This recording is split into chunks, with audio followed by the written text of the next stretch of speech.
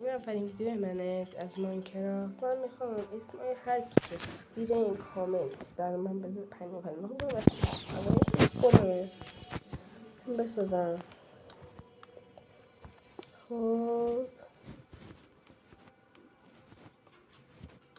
خودم رو برم بسازم براتون. حالا هرچی گشتم زمین صاف که نمیشه گفت پیدا نکردم. حالا اینجا رو تونستم پیدا کنم.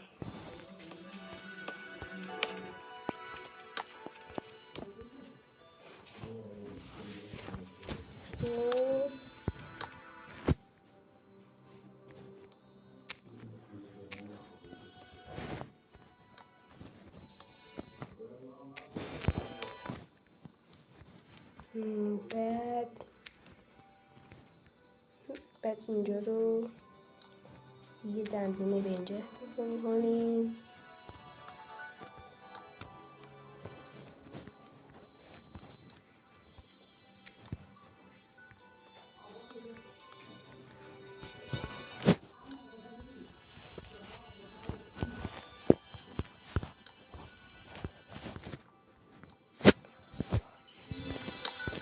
باشه ساختیمش.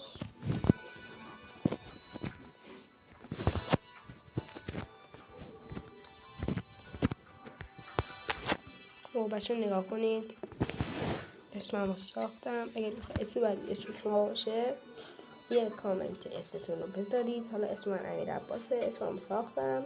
هر کی 5 تا کامنت اول انتخاب میکنم و اسمشون رو میسازم. دست کنم